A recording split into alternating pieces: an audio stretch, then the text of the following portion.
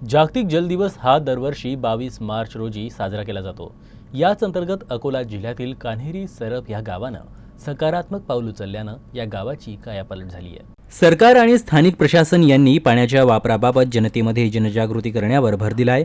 याचाच परिणाम म्हणजे अनेक गावांचा पाणी प्रश्न नाहीसा झालाय, तर काही गाव अजूनही दुष्काळात होरपळत आहेत।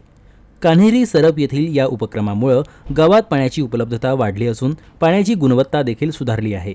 कान्हेरी सरप येथील गावकऱ्यांच्या एकजुटीनं पाणी प्रश्नावर एक सकारात्मक बदल घडवून आणलाय, ज्यामुळे पाण्याचा अपव्यय थांबवता येईल आणि पृथ्वीवरील जलसंपत्ती जपता येईल। पाणी हे जीवन आहे। पाणी असलं तर सुख समृद्धी आहे।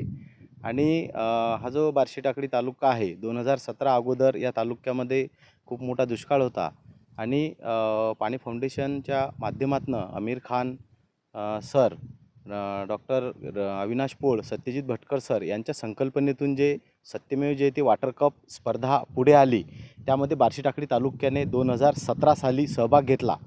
आणि हे जे आपण ज्या कान्हेरीमध्ये उभा आहोत, त्या कान्हेरीमध्ये साधारणतः 15,000 लोकसंख्या आहे गावची आणि बाजूलाच एक पाणी पुरवठ्याची विहीर आहे।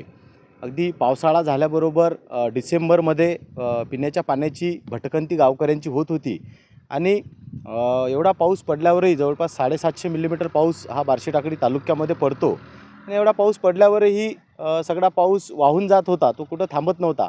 म्हणून पाणी फाउंडेशनचे स्पर्धेमध्ये जे काही माथा ते पायता आणि पाणलोट क्षेत्रामध्ये जे काही उपचार करायचे होते, ते उपचार या गावातील वॉटर हिरो यांनी केले आणि संपूर्ण गाव श्रमदान करत होतं। श्रमदानातून अनेक कामं कान्हेरी सरप या गावामध्ये झालेले आहेत।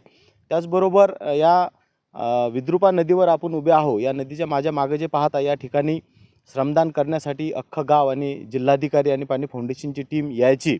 आता वर 6 किलोमीटर नदीचं खोलीकरण झालेलं आहे, त्यामुळे जो काही पाणी येते ते पाणी त्यामध्ये थांबते आणि त्यामुळे पाण्याची पातळी वाढलेली आहे।